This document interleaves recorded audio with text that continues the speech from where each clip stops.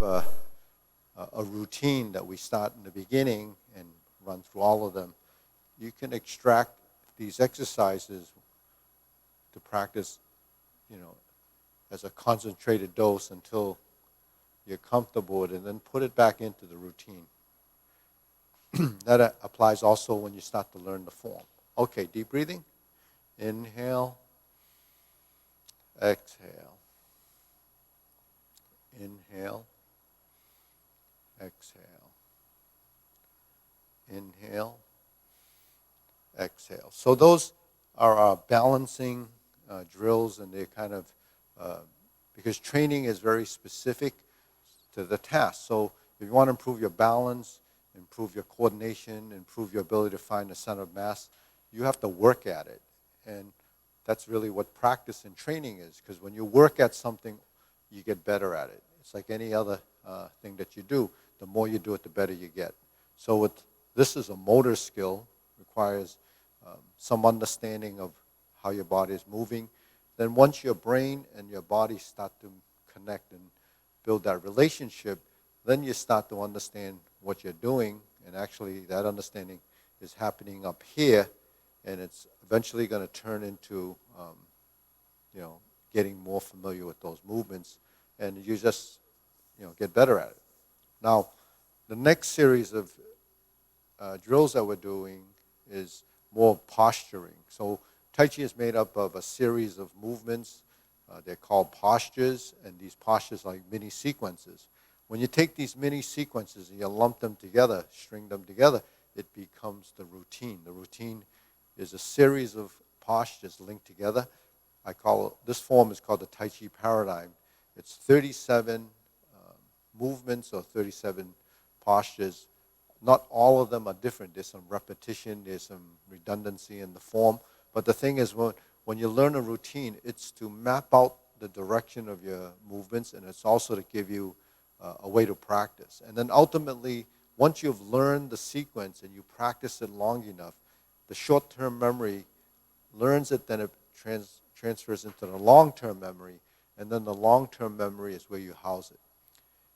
Once you've housed the form and you practice it over and over again, eventually you start to discover a lot of nuances that are inside the form, and that's really how someone that practices Tai Chi evolves. You get better at the form, but you're also getting better, with everything that you're learning. So it's really building neurons, and you develop this brain plasticity, because you're not only discovering, but you're learning new things, and that's part of that discovery. So it's pretty amazing how you can evolve and what you're going to gain out of doing this. So then next we're going to do these posturing type exercises, and continuity of movement is beginning with the silk reeling. So silk reeling is this exercise. This exercise really helps you to build integration of body, and you're going to go from here to here to here to here. Okay, when we're here, this is a position I call shoulder and hip, which translates like this to hold the ball. Then when we go forward like this, you separate the hands. This is a position, can be diagonal flying, pot the horse's mane, transitioning back to hold the ball. And then as your body picks up on the motion, you're going to see that a lot of these transitional actions show up in the form. So this is like predetermining and pre-learning some of the movements that you'll get to later on in the form. This is holding the ball. Now, if you've been doing these exercises, you don't realize that that's what you're doing. You're going to have a little trouble when you get to a place like pot the horse's mane, and you sit back, go to neutral, and then you hold the ball and go forward. But we learn from here that when we're programming this motion into this position, we have this. When we sit back and the hands are down, we have a leg position like this. When we bring it here as 1 and 2, we have a starting position like this. And then we go forward and back, and forward and back. Okay, So here's hold the ball, here's part the horse's mane or diagonal flying, and here's sitting back, my hand is here, but when I sit back, I can also just come to center, and that's neutral. And then if I stroke down like this, and then switch my hands to hold the ball, a lot of these variations really stems from this. Okay, now we're going to go to the other side. Hold the ball, go forward and back and reset to here. 1, 2, 3, 4. And we're down to here again. And we just continue. Shoulder, hip, front knee, rear hip. So you can see the position. So you look at this position. You develop an image. The mental imagery of this movement gets embedded in your brain as an image, and you can draw off of that and try to get that image to be replicated in your body form. So that's what mental imagery does. You start to copy and try to look like what you think you see.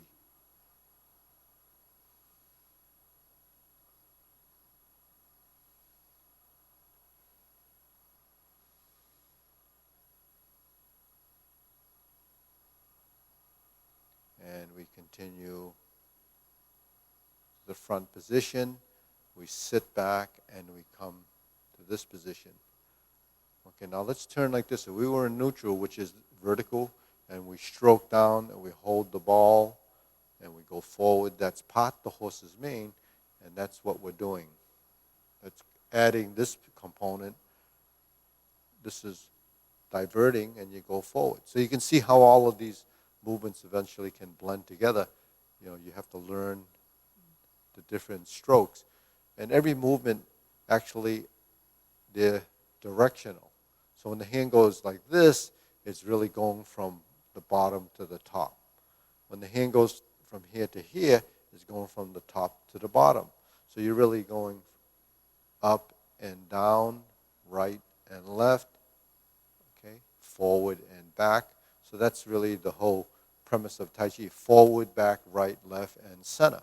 And center is when you're balanced here or balanced here. These are sort of the center of an equilibrium. So every position becomes balanced. And balance is part of what we strive for in the training. But then every posture has a unique position which kind of describes and shows you, the final position and the balance points. Okay. Next, cross the hands. Okay. Adjust one foot and bring it out. Okay, so my right foot is forward and we open up. So when I'm facing you, it's mirror image. When you see the back or you're following me from behind, and that's what happens in the form, you should be doing the same side that I'm doing. Okay. What I mean by same side is when my left hand goes out, your left should go, and my right goes to the front. Okay, so we have one to the front and one to the side. The side one is rounded, the front one is straight. Okay, so that just kind of shows you that the hands are doing two slightly different positions. And they're also going in opposite directions. One's going to the right, one's going to the left. Then we drop the elbows. Now, while you're watching my hands, you probably don't see the legs. But the people that have been following or know this, you will know that the front leg is actually light and the back leg is heavy. And the front leg is yielding and the back leg is creating the action. Now I switch feet. Now this is 45 degrees. Left hand to the outside and I open and close. So this is called opening and closing. Okay, you can just use those two opposing ideas. Could be expanding and contracting, rising and falling. All of these just kind of describes what's happening. Open and close. Open and close. Open and close. Now remember, I'm going to my right and I'm extending forward. Right? So the front hand goes straight, the side hand goes curved. It's a curve. Okay, my arm is like this. Okay, so that's your horizontal elbow out position, and then you cross and you open, and then we cross again. Okay, so that just gives you some, training to go up and down, supporting yourself on this leg. Most of the people in the beginning will copy the hands. Eventually, the hands and the legs start to build. They start to build a relationship. They start to build coordination. Right? Now, going to the shoulder width stance. Remember how we get there like this, and we're going to here. Drop the elbows and press down. Okay, so the fingertips are going to the front as you lift the hand, drop the elbow, and then down. So new people sometimes see it like this.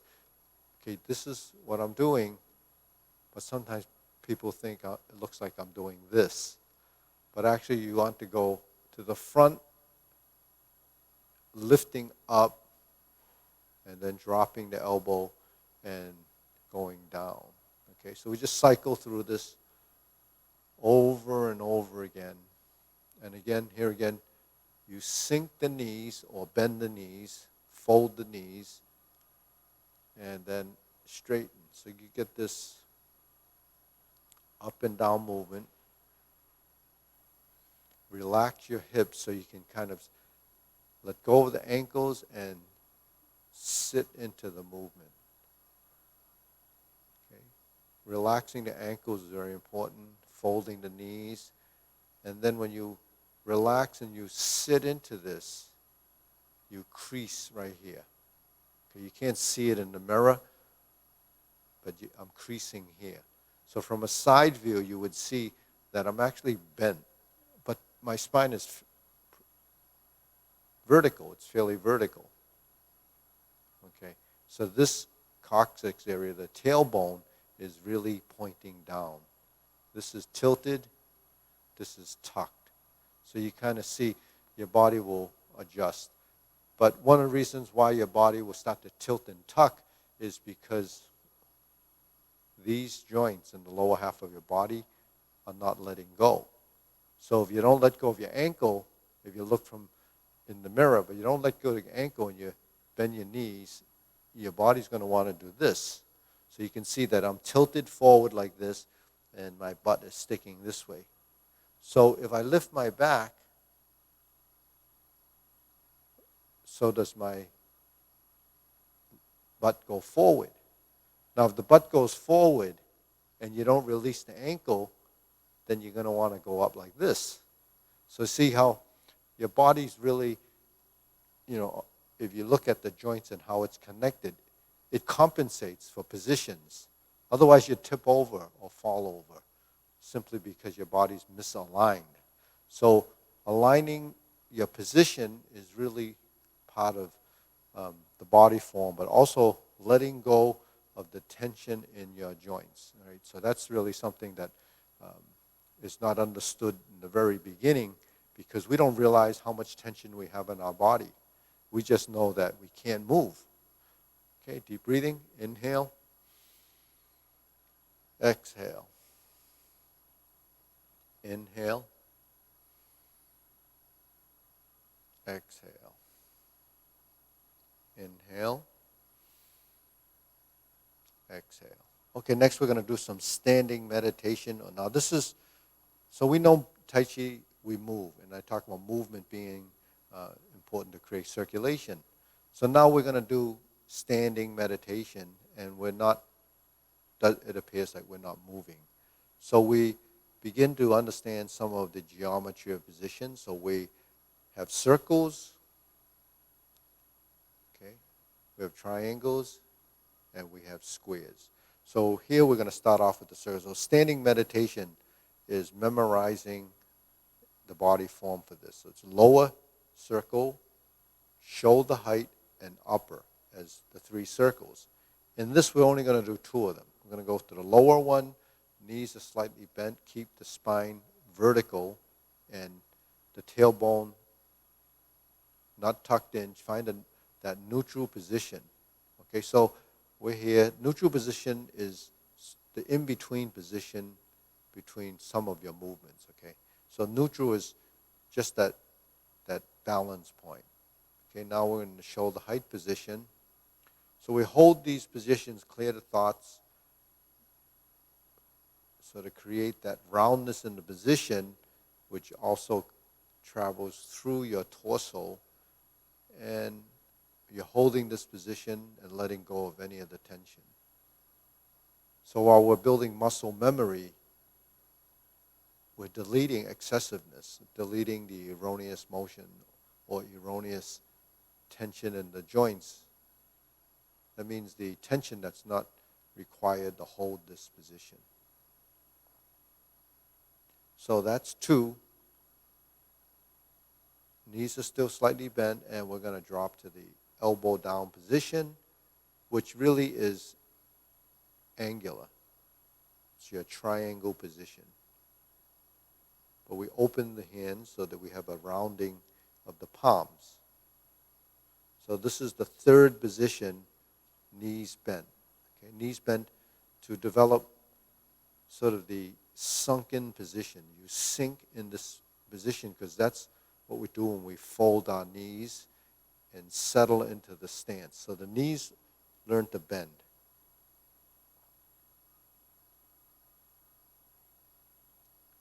So we just can't learn to bend. We need to lower the hoop and go to a vertical position, learn to straighten. So straightening is learning to keep the body aligned in a vertical position, stacking your skeletal structure for the vertical position, and lifting. So lifting means as if pushing up, but yet you're hanging down from here as if you're suspended.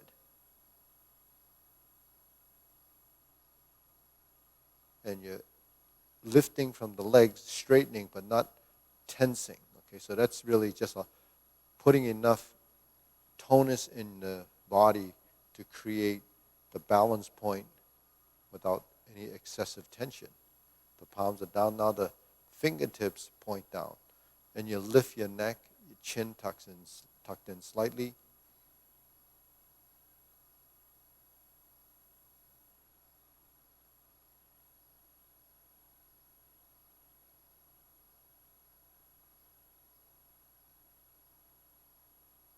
And you feel like you're thrusting down your fingers. So the elbows are fairly straight, not locked. Same with the knees. And then we let go. Deep breathing. Inhale. Exhale. Inhale. Exhale. Inhale. Exhale. So one of the concepts and principles of Tai Chi is to feel like you're suspended from above. So everybody can think of, well, suspended from above just means you're there and being hooked or hanging from the top. So what happens if you were to be connected from the top like a puppet and suspended from above? The body would drop down because gravity would be pulling on you. But at the same time, if you weren't touching the ground, what would happen to your skeleton? It would hang vertically down and perfectly aligned. Because unless you have tension, because if you're hanging from above and my arms are out there, there's tension out. But if you let it go, everything should just go vertically downward. So that's exactly what a plumb line does. You hang a string up above and it falls down and it points to a place directly in line with what's happening above. So that's a plumb line. If we stand like this and we drop a bob right through the body, your body is in a vertical position and you're perfectly aligned in a vertical line, in a position. So that's sort of a goal, or actually that's a vision. So you visualize that as an image, and now your body should be in a vertical position as if it's just there and floating and stacking. So that's really the mental imagery of what verticalness is. Now you know if you're like that, or you're like that, you're tilted. So the line is not going to be true. So that's what we're practicing throughout. From the beginning of the exercises throughout all of these, you, especially in the shoulder width stance, you should have a plumb line. It should be truly vertical, so your body will eventually develop, through your muscular contractions and proprioception, the alignment of your body so it doesn't tilt or sway or go out of position, because what causes the tilt and the sway is muscle tension. So that's something that the body has to understand. And when the body understands it, what do you think you're developing? Body intelligence. So body intelligence translates into knowing. Whereas when we first start, we really don't know. What we know is to copy and mimic and eventually pick up, some of the ideas that we talk about. But, when you start talking about the basics and the fundamentals and what really supports the movement is principle. So a lot of the things are driven by principles. The vertical spine, the rounding, the hollowing, these are all terms used. Sinking, rising, expanding, contracting. These are forces and direction. So when we deal with movement, it's all about that, because forces and direction really are vectors. They're lines of forces driven by how we move our body. If I point like that, there's a direction of energy or force going in a direction. If I go like this, there's a direction of force. And because we're dealing with all these little components in the body, the directions of forces will vary throughout the body. But that's another topic. We really can't discover everything other than the gross movement at this point. Okay, now from here, we just did the standing position, right? So we're going to go into the carry tiger to the mountain. So we're going to go like this. Okay. So this is a drill that takes us to the upper hoop, to the cross hand position, and the lower hoop. Okay. We lift up, we turn it out, and do the cross hand position, and then lower. Okay. Let's do it again. 1, 2. So there's your upper hoop. Cross the arms and lower the hands. Now when you go through the form, you see a lot of these terms. Upper hoop, cross hands, lower hoop. That kind of describes a position, and then you start to connect with that because it happens a lot throughout the form as a transition. So what this is developing the geometry of position and the transition between one place or one point to another point. Okay, so that's really part of what we're developing, but that also is called carry tiger to the mountain in the form. Okay, now when we do this is called the infinity sign. Okay, so it's just describing a figure 8 on its side. So because movements are in space, because we have dimensional change, because we have three-dimensional movements, we have to define the plane of movement and the direction of movement. So what is the direction? This is going in, that's a direction. This is going out, that's a direction. It's going in and out. Now all we see is the hands going in and out, but how does that happen? It goes in and out because when you reach the extent of the movement, which isn't way out here, it's here. And then you drop your elbows and it comes in. So you really can't go in and out unless you involve this component. So when you go in and out and in and out, once you've programmed that motion into the body and the relative position is correct, then it should feel very natural. So what we have here is dealing with a space. What is the space? It's this and this, expanded to this. So between here and here, between here and here is your space. So you know that we have the center line. We know we have the 45-degree corners. and we move it back into shoulder width and back to center, we have all of this going through as a reference. 1, 2, 3. Then when we go down here, we have a reference. When we go up here, there's a reference.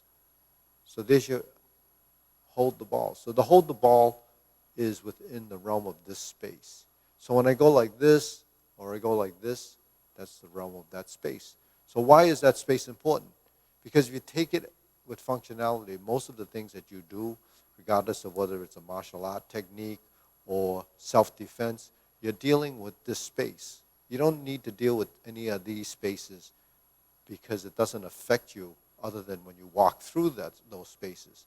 So the only space that you're really dealing with is this space, as the middle space. Then we go to the upper space, and then the lower space is really between here and here. So that's why we just think of, the relationship of our movement and the space that we're dealing with. So that's why if we think and focus on the space that we're dealing with, then we'll manipulate our skeletal structure correctly. Because anything beyond the realm of that space is going to put your joint in a compromised position where you start to overextend, overreach, and then build what we don't want to be, is in this excessive position.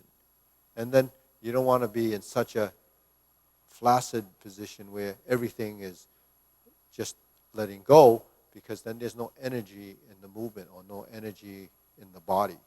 So that's like when you go to sleep, your body just lets go of everything. So you just, like a lump, just you're on the bed and that's it. You just kind of let it go because your body isn't focusing on movement or generating a motor skill, because it's in a subconscious, it's unconscious. So you're really just going, letting everything go. Okay. So that's another reason why when you wake up, your body is not comfortable, because you haven't been moving in this orderly way, but you do move. That's why you roll around in the bed at night, because if you didn't, your circulation, as little as it may be, well, compared to what you're doing when you're moving, is minimal. All right, ready? Deep breathing. Inhale. Exhale. Inhale. Exhale. Okay, let's bring the hands together. Drop the elbows. Strum the lute. So a lot of you that are following, I didn't do the cloud hands and I didn't do the diagonal flying. I'm just moving on to some of these patterns because I'm going to pick up the cloud hands after I do these so we can tie the feet into the movement. Okay. So here we go. This is strum the lute. We find the triangle and the center line. Okay. So this elbow position is very important.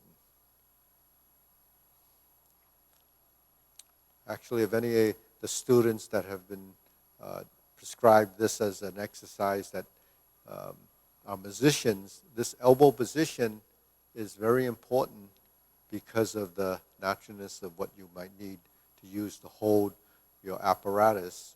So you might be in a position where the elbow is here, your body form, you're shifting of weight. All of this is going to help how your body will move in space, because now you're dealing with this volume. Okay. So if the hands are moving or you're moving, you're going to see all of this will start to become a pattern of movement in a direction. So that's why some people that are practicing will support their movement in, as a musician or as someone that's doing another type of activity. It does really help you out. If you're a skier or you're an ice skater or you're shifting your weight, all of this stuff actually happens because we shift our weight. So shifting the weight is one of the most critical parts of moving forward, moving in a direction. Okay, all right. Now, we did the strum the lute. Now we're going to do the thumbs up position. We're going to alternate the shoulders. Okay, this is building relationships. Right? So we have an upper and lower movements where the hands are separate. Now we tied it together. We're moving as a unit where one side connects to the other. One side drives the other. Right? So that's really what happens in all of our movements. we have both passive and active motion. That's a topic to be discussed, you know,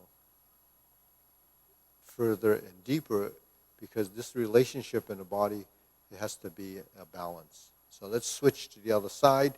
Thumbs up, palms together. And as we continue to build that, what's most important is tension. Get rid of it. Let the movement move freely. Get rid of tension is really something that's difficult to do because you don't understand exactly what that means. So releasing tension is letting go of the excessiveness in your joints that restrict.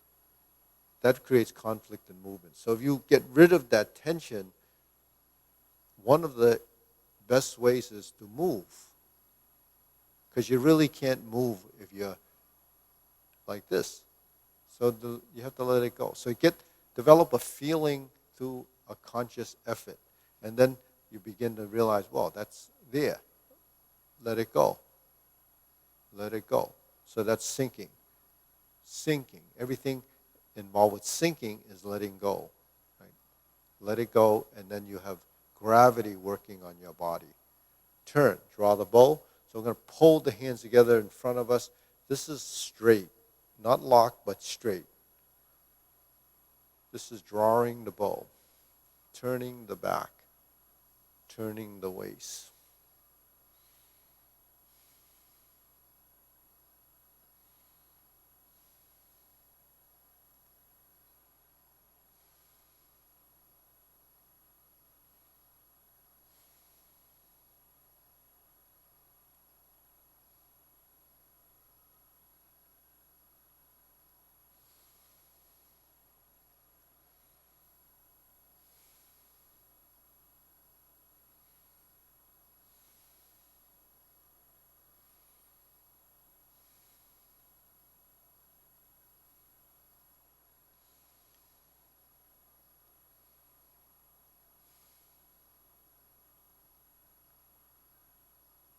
Okay.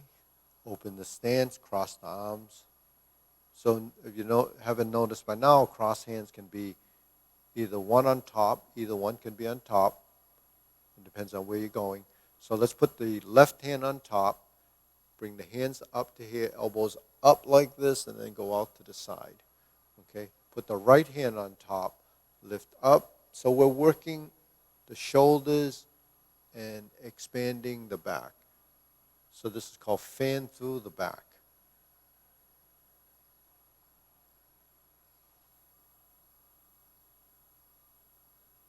So I imagine, all these names that you're hearing, you wonder why, um, who discovered or named these movements. So you just have to imagine sort of maybe a peacock expanding, opening its back. So the feathers would just kind of pan out. So fan through the back is really getting your back to expand and open. Now, why would you do that? Well, the back muscles are usually very tight because all it does is keep you in a vertical position and you don't pay attention to how it moves. But your back does get involved when you lift your back. It does get involved when you sink down. So we're thinking of motor skill and a voluntary action that you want to create. Your muscles in your back, if you move them, expand, and you relax, you open and close, your chest opens, your back opens. How do you create circulation? It's through that type of activity. When muscles contract and they release, blood flows, energy flows, because it needs nutrients to create the energy to get those muscles to create an action. It's all part of the physiology of the movement, but the thing is, it's all driven by the internal mechanisms that you have. So all this stuff that's happening inside is supporting what's going on the outside. So there's where the internal and external relationship even happens. So movement on the outside is not just a physical thing on the external side. It's happening internally as well, because your oxygen, your expansion, your breathing, your movement, it's all tied together. And,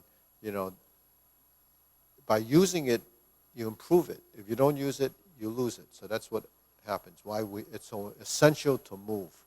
Okay, now, it's really getting late now, so we're going to go into this position, okay, and we square the feet, and we're going to do the cloud hands.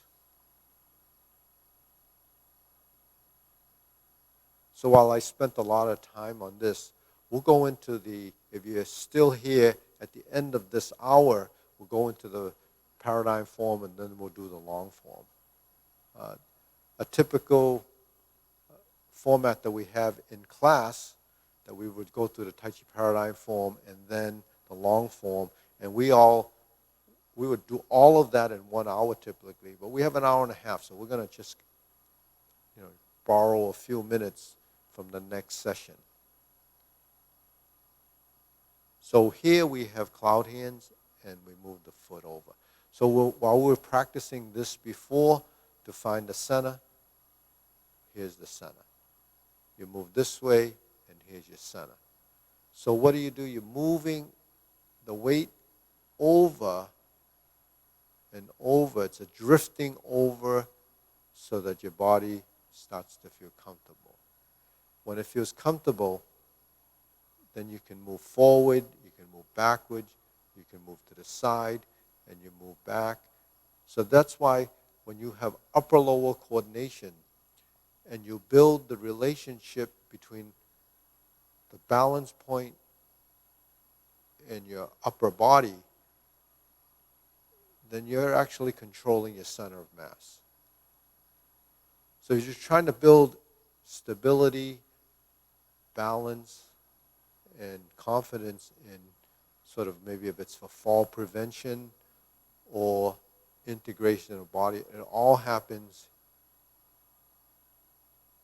here. When you transition, it's one way. This is the other way. And if we want to continue to the side, we can continue. Always moving the unweighted leg and always shifting the weight gradually and slowly till your center is controlled in the soles of your feet. So this kind of practice actually creates sensory and feedback to the brain and to the body.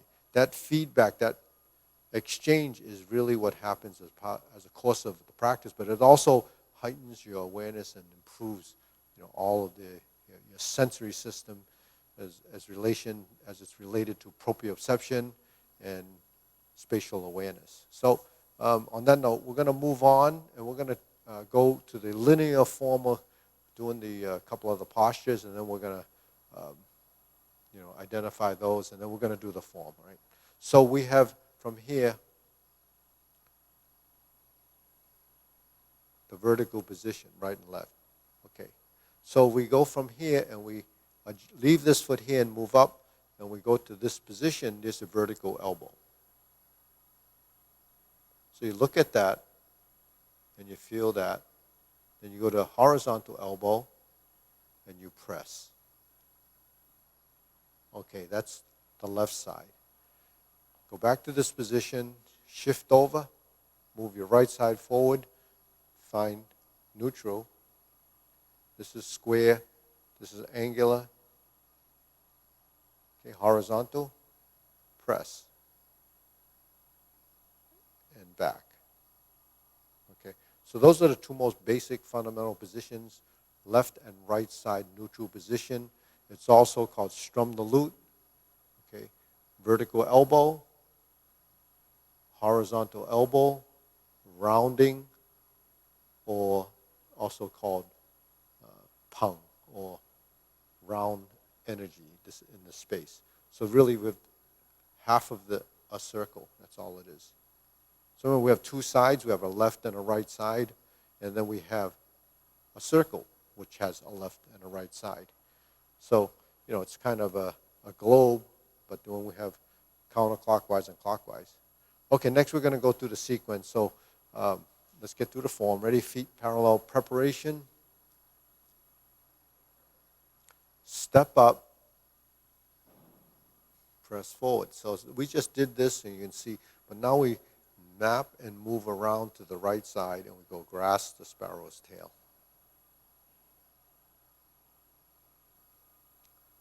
Single whip. Hold the ball. Diagonal flying. Shift, step up, press down, move to center, shoulder width to upper position. This is stork flaps wings, so that looks like that. Turn. Brush knee 4 times.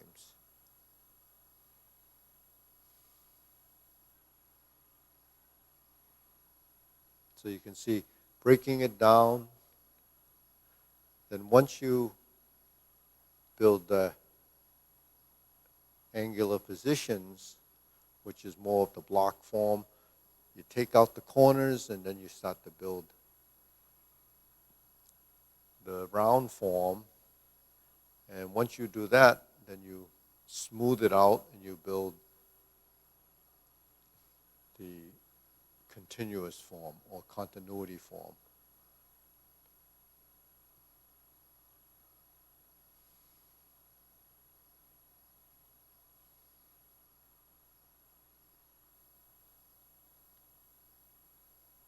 Leopard and tiger springs to mountain.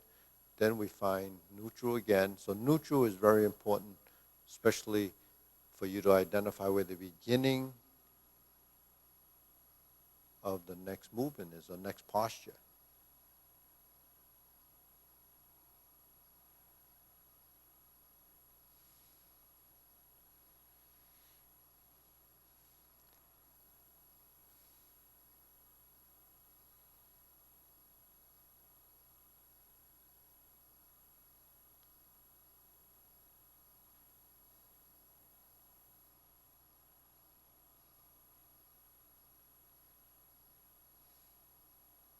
Okay. Now from here, we just turn. Okay, just hold the ball. Diagonal flying, you look over here. Then we go back to center, pull the foot here. Then we go up and down. Okay, so this is insert needle. That up and down was opposite, different from when we did the golden cockroach exercise in the standing balance exercise. So this is parry and punch. Step forward, form the fist, punch, divert, block, and punch. While we're focused on the sequence, it's a lot harder for you to kind of track your body positionings. So here we cross the arm. Now this is my left hand on the outside. You should be following from behind if you can. I'm going counterclockwise all the way to the left side, and I do the grasp the sparrow's tail left. Hook your wrists, open the form. Okay, 1, 2. Then we're going to flip it over to reverse the ball. That's called reversing the ball. And back to diagonal flying. We're going to sit back. Okay, stroke down. Part the horse. Actually, I did a couple of these in the silk reeling. You stroke up and you go to neutral. Stroke down, hold the ball, and then we part the horse's mane. Now, sit back. 1, 2, 3, 4, 5, 6. 1, 2, 3, 4, 5, 6. 1, 2, 3, 4. 1, 2, 3, 4. 1, 2, 3, 4. hold the ball, flip it over, turn your feet, and close.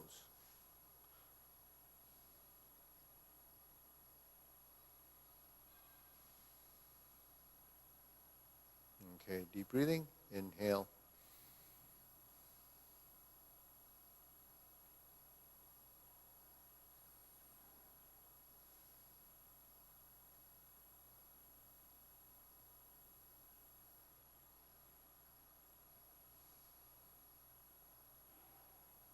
Okay, so let's just do the closing movement. Okay, so we hold the ball. So if you learn it in the Tai Chi Paradigm, you'll have it when you get to the end of the form. In the 108 movement form, we have the same closing. So the reversing of the ball is this. Okay, now when we reverse, you see, once this hand starts to transition from horizontal to vertical, and I shift the weight, my foot starts to come together. So my leg is moving in its direction, and then when I shift like this, then this hand is like it's pulling that foot over. Now when this hand goes out to the side, the body starts to turn. And then it goes up and resets to center. Pass through center, and then find the back position. When my hands go forward, my front foot straightens. When I cross my forearms, I pass through center and find this position. When I bring my weight over to the other side, my elbows go out. And the elbows start to go back, my body starts to shift over. And you release. That is differentiating between substantial and insubstantial. Because you have to constantly shift your weight and build that relationship in the body.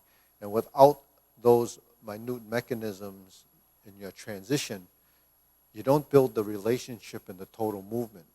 So as you evolve from the Tai Chi Paradigm form to the long form, it becomes more and more sequenced. But don't lose sight of the fact that the Tai Chi Paradigm is actually, the first section of the long form. So the better you do the first section of the long form, and the more you focus on it, it kind of will support the Tai Chi Paradigm. The better you do the Tai Chi Paradigm, the better the first part of the long form will be. Because all of those postures that are happening in that whole segment is really at least half of the total gross movement.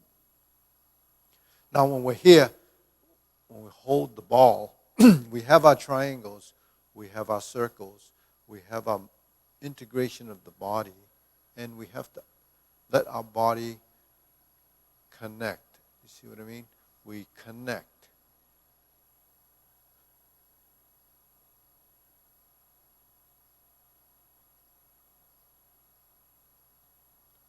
So what happens is your body's constantly compensating for the discrepancy in the motion that takes you out of balance, which is really your center of mass.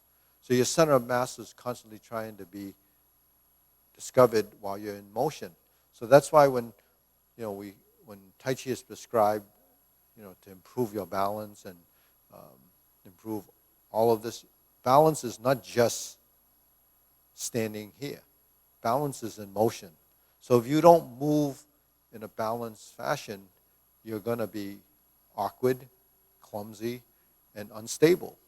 So that's why I call this prevention of age-related degeneration. Because as you age and you become inactive or you're not aware, those things will go away because you're not working with it. The more you work with this idea and concept, your balance and your stability will improve. And as a prevention of age-related degeneration, it's more than just a physical thing. It's a mind thing. When the brain starts pruning out what it thinks it doesn't need, which is movement, coordination, relaxing, it prunes that out, what happens? You end up being stiff, rigid, uncoordinated. So that's just, if you think about this, just a logical progression of that, and then of understanding that this is going to happen. So, realizing that that's what we have to deal with, try to understand why this is so important to do. And then you will start to realize that the more effort you put in, the more you will improve. So just doing the first half hour of exercise is already going to be a great start to build off of that. Now, while you're learning the 108 movement form, that's not going to improve totally everything else that you're doing. But it does improve one thing when you're learning the 108 movement form, your memory. You're going to build memory, a bigger memory bank, because you're learning more movements. But how does that affect the total movement, the gross movement, the refinement of those movements? So it's a long pathway to go through, and you have to build off of these ideas to realize that ultimately all of this stuff is going to benefit you, but it's a process that is very slow, mainly because of the habits we've built over time. Most of them are not probably useful, especially rigidity, stiffness, and awkwardness from doing things that are not supportive to the movement that we're doing here. Could be sitting around the wrong way, not moving, just sitting. That would put you in your body in a different state. And everything else that you do that becomes habitual. Even sitting and working and only using one side is not so great, because you're not moving the other side. And because we're sitting and moving, you can't integrate your body. And definitely if you're sitting and just moving your arms, you're not going to have an upper body relationship. So you can see all the stuff that I talk about are all the things that your body doesn't know. And it's resistant in the beginning because it's used to the way, what's normal for the body. So that's why if you understand this concept, then the more you learn and the more you follow, the better you'll get. Okay. So from here, we're going to move on to this in the long form, and we sit back and turn, carry tiger to the mountain, and this is in the front of the room. We cross the hands and we turn.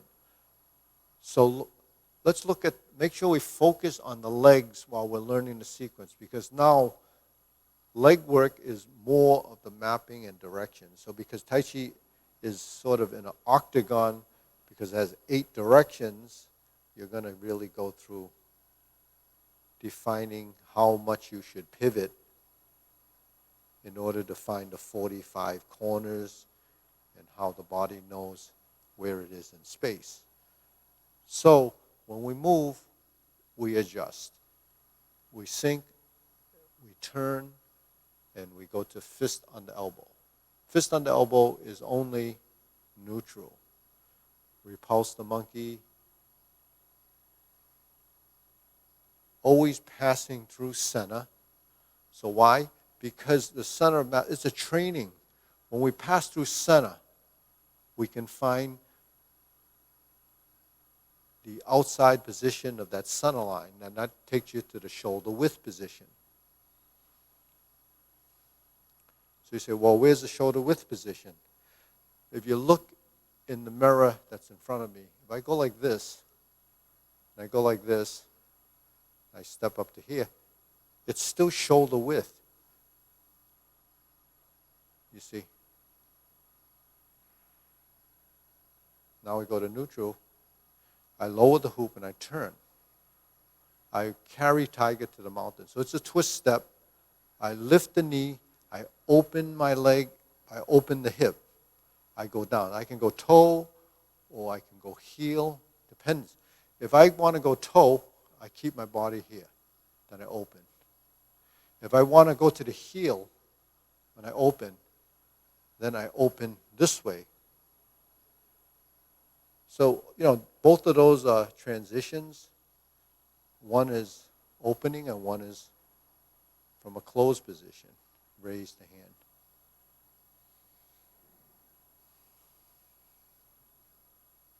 And just going back to that last concept, when you walk backwards, you always go toe down. Okay, and then you go toe down. When you go forward, you go heel down, and then you make your transition, you step up and you go heel down. If you go toe down, when you step forward, you would be here. And then you would be here. So these two are still empty stances. One is checking the weight, one is finding the center. If I'm here, at my opening, if I go like this, that's going backwards. If I'm here, this is going forward. So that's why one can be heel, one toe. It depends on where your hip position is, where you're planning to move. So the heel down and the toe down really is an option. So it's, you can practice it both ways. And really, when you're going through the form at a normal clip or you speed it up, that's going to vary your footwork. So some of the footwork that you do when you're doing it in a form is very fundamental, but yet as you speed it up, the agility, the shifting away, the transitional side of the leg work becomes much more nimble and agile, and you might see variants of the transition because you're moving through it a lot quicker. So that's what ends up happening.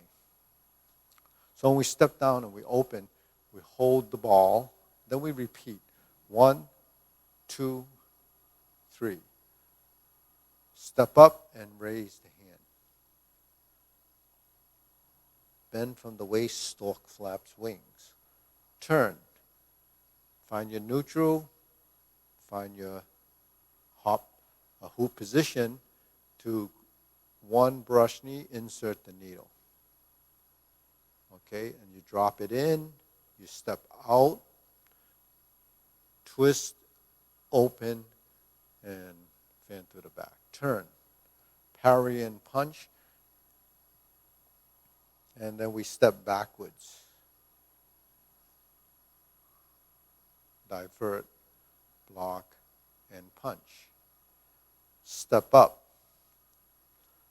forward, back. This is grasp the sparrow's tail again, and that could take you right to single whip. Hold the ball.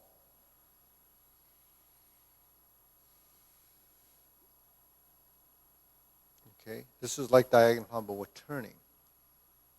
So you see what happens, we're here. 1, 2, 3. Now we're facing 1, 2, 3, 4. 1, 2, 3. 1, 2, 3. So this is, actually all the movements that we do is differentiating between the solid and the empty, differentiating between the footwork and the weight. So once we're in this position, after the cloud hands, we pivot and we face this direction. 1, 2, cross. Step out, open, shift, 1, 2, 3 if we're doing that, or here we just do the instep kick. Left,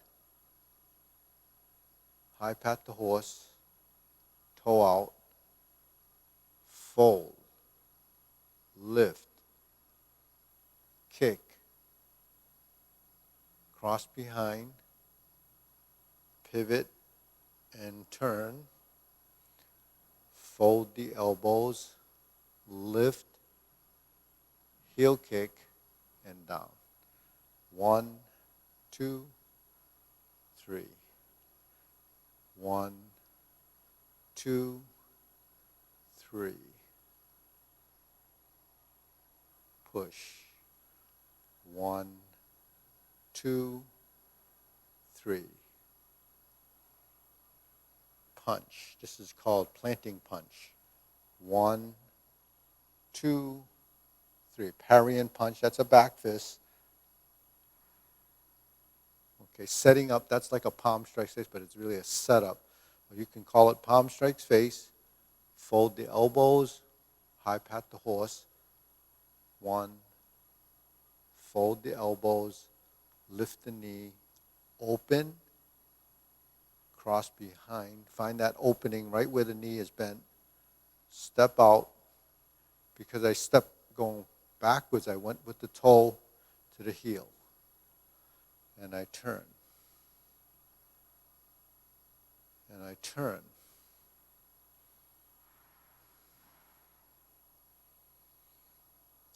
One, two, three. One, two, three. One,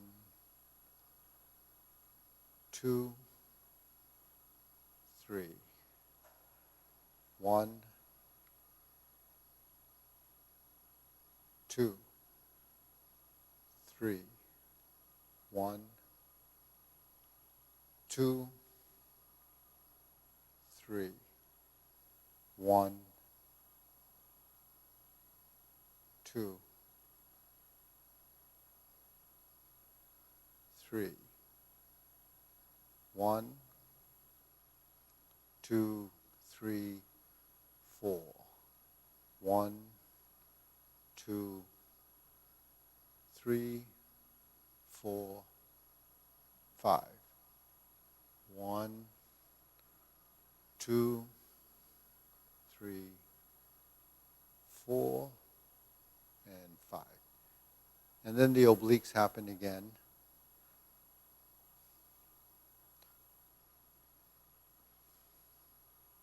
So the long form is really just doing the whole group of movements twice.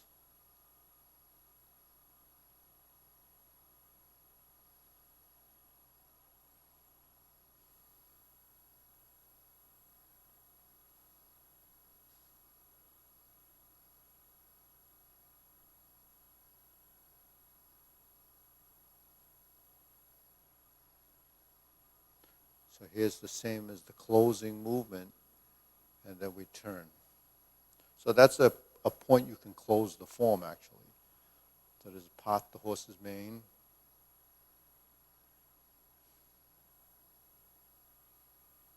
We step up, part the horse's mane, step up, part the horse's mane. Important thing is get into a good stance each time you're starting. Jade Lady Work Shuttle. Get into a good stance and then finish in a good stance. That's what I call finalizing your movement, finalizing your position in the posture. Build your transition and then finish it for the final position. Then we go down, stroke down, and then here's part the horse's mane. Finish the position, then you cross. Finishing the movement allows your proprioceptive sensor or sensory system to pick up on that, and that actually becomes part of muscle memory. This is just something that's par for the course.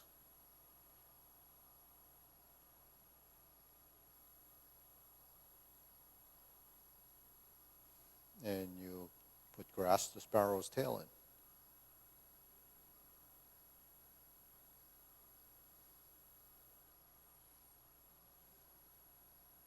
Okay, and then you would begin cloud hands again. So the second set of cloud hands will take you to downward posture. Now all this pivoting and adjusting and rotating is manipulation of your skeletal structure, control of your center of mass, differentiating between substantial and substantial, and building spatial and three-dimensional movement. Okay, next, we turn. Pass through center, and we're here. Okay, you see what happens? Let's do that again. 1, 2, 3, 4, 1. So that actually has a little bit more fullness than when we're doing the Tai Chi Paradigm. Because Tai Chi Paradigm, we just turn, we lean into it, and we're here. But because we're here, we have to combine this hand, and then we can swing around like this, and then we overturn to build the waist motion, and then we reset by turning like this, and then we open it up again, and then come back to neutral like this. Okay, so that transition becomes much more integrated and much more involved. So when we first learn, we have 1, 2, 3. That's pretty direct. When we're like this, and I turn and I stroke across, now I have a position, and then I come back and reset. So resetting is finding that starting position before we go. You see, so that's snake sticks out tongue to the downward posture, or same movement. This is snake sticks out tongue.